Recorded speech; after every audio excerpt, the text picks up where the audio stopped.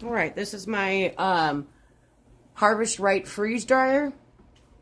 I've already set everything up. I've already did the run. I cleaned everything out. I made sure that everything's all good in here. I did all that. All we're doing is loading it up today. And I will show you guys how to, what it takes to have a Harvest Right freeze dryer in your home. But it's not going to be on this video today. So luckily with this, we can load it up and leave it. It does take a long time, but that also gives me some time to go do everything else. Because I got to go keep cutting apples for fried apples, and then I need to keep cutting them for applesauce too. So at least I got 3 trays of apples done and getting taken care of. I don't have to worry about them for a good 40 hours probably. I think the last batch took 40. I know the meat took 41 hours. I did turkey meat the other day, and it took 41 hours. I'll have to check. I think the other one, it took like 30 some hours. It adjusts. Even if you set it to 24 hours, it's got a scale in here and a humidity control to tell if it's done or not. So it'll keep burning if it's not. So, all right. This is all in. This is the cover that goes on here. I need a better one. They have, there's a Facebook page for these Harvest Rights, and they sell them. They go on a little bit easier, but it's not too bad. This is the one that came with the machine, and this is just to prevent icing up on the windows and stuff like that, because it gets pretty cold in here. It's a freeze dryer. It's not a dehydrator, it's a freeze dryer. And there is a big difference. So, that's on. This thing I've already ran the test on it. My vent is closed. And I turn it on. It's going to freeze for 12 hours. It'll dry for 12 hours.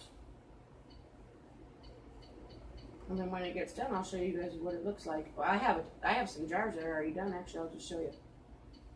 They're so good.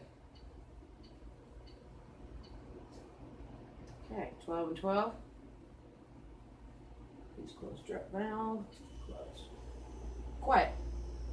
It's pretty quiet until for the first 12 hours, it freezes. It'll freeze for 12 hours. And down here, there's a vacuum pump down here. That'll run for 24 hours. Or 12 hours, probably more, 30. I don't know. It runs for a long while. Straight. And when it does that, it sounds like a washing machine running.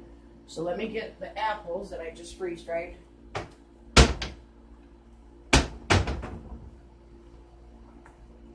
This is what they come out like.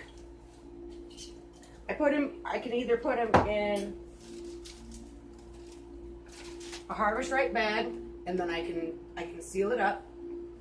And then there's oxygen absorbers that I put in there, so then it absorbs all the oxygen. Listen, it's popped. You see that? It's just like when you're canning, because I put an oxygen absorber in it. Listen, there you go. And that way, you know that it's done too. You don't want to get wet, because these will reconstitute themselves just sitting out. They take the humidity from the air. Look at that. So good.